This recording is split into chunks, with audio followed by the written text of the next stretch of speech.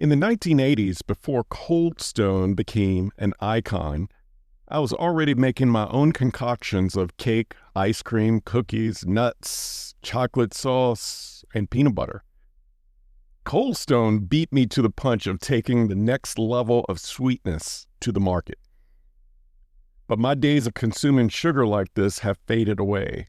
A topic for another day on what sugar does to compound burnout. But sugar-laced stories like the one that I'm about to share on this podcast today never gets lost on me. Today's short story is about my little cousin who helped make her birthday cake a few weeks ago. However, what she chose to do with the cake is quite shocking. So shocking, it made me reflect on the deeper meanings of what it really means to have the cake and eat it too. Or more accurately, and in this case, not eat it. It was an humbling experience. I think we all need reminders in life to remain humble, keep an open mind, and continue learning. Raising kids or being around children will definitely do that for us. This is part 3 of a mini-series on imposter syndrome. Each one in the series can be listened to independently, but if you missed the first 2, I challenge you to go back to the previous 2 episodes and give them a listen, as there are some valuable insights on becoming a person of conviction and confidence and remaining authentic to who you were designed to be. Part 1 focused on addressing early childhood traumas and school-related wounds. Part 2 was led by Dr. Dawn Baker as a guest podcaster who delivered a mini masterclass on confidence. And today, Part 3 is about finding joy in the unexpected. We'll be right back.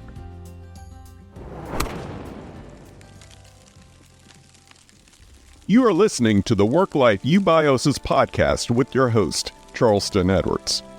If this is your first time here, welcome. My goal is simple: to eradicate burnout and to bring harmony, purpose, and balance to this world, starting with the family. My hope is that this show and the story shared will provide encouragement and ideas that will be valuable to you on your journey to work-life freedom. So let's dive in to today's episode.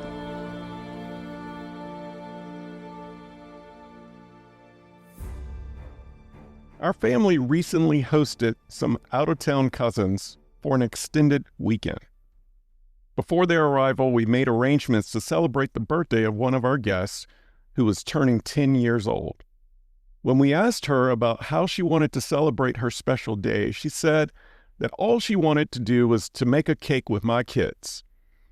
After all the planning and gathering of the ingredients, these 3 girls were quite excited to make a cake all by themselves. They even spent a few hours looking at pictures to inspire their decorations. The time finally came and they were unleashed into the kitchen to make this cake, unsupervised. After 3 hours of dirtying up the kitchen with flour, sugar, milk, sprinkles, toothpicks, and a lot of food dye, the masterpiece was ready. It was a work of little girl art with magnificent color combinations that even a rainbow would blush at. Seriously.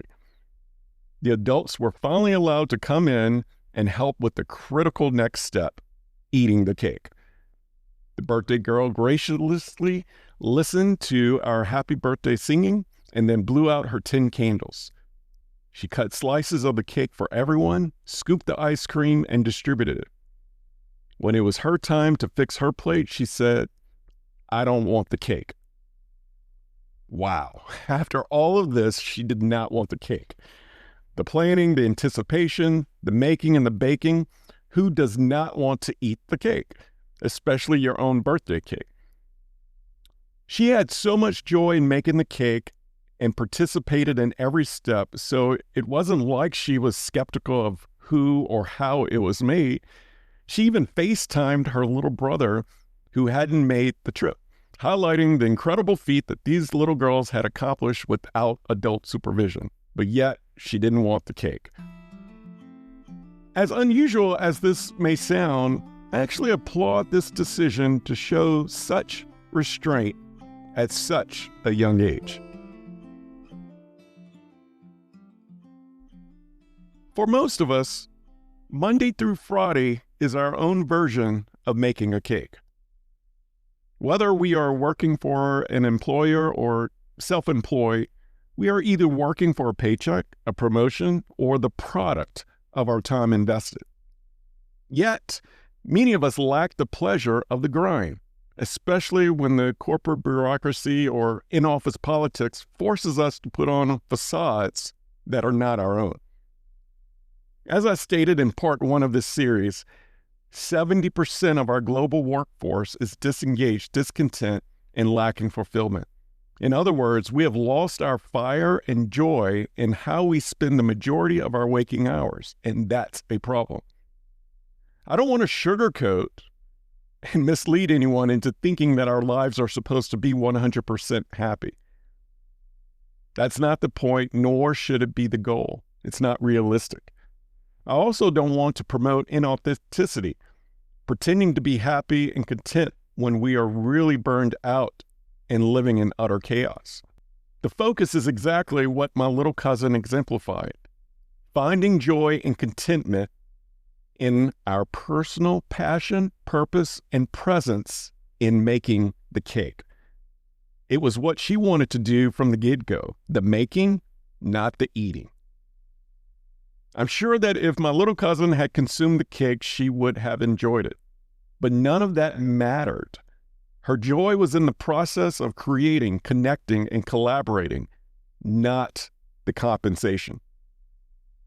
She didn't even pretend to want the cake. She could have taken it, eaten a couple bites just to please the shocked onlookers, but she stuck to her purpose. All she wanted to do was make and bake. She was not posturing for anyone, nor comparing to other cakes. She was authentic to this occasion. Her reward was in watching everyone else eat the cake. A moment that should have been all about her became a big lesson for everyone else. I think we can walk away from this anecdote and ask ourselves a few questions. What brings me so much joy that I don't really care about the outcome? Is there an area of my life that lights me up by creating, connecting, and collaborating with other people? Are my passions aligned with how I spend my time? And lastly, where does my joy come from? And is it about the process or the end product? You see, life is not just about eating the cake. It's also about finding the joy in making it. And yes, there will be times that you can have the cake and eat it, but the best satisfaction comes in sharing the cake. Have a good week.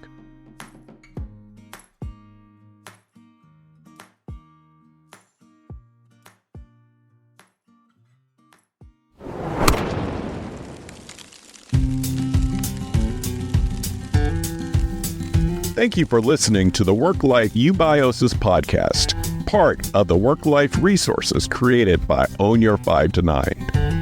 I hope that you have found encouragement and a few ideas to strengthen your journey to purpose, freedom, and balance. Have you overcome burnout and found a new way of life?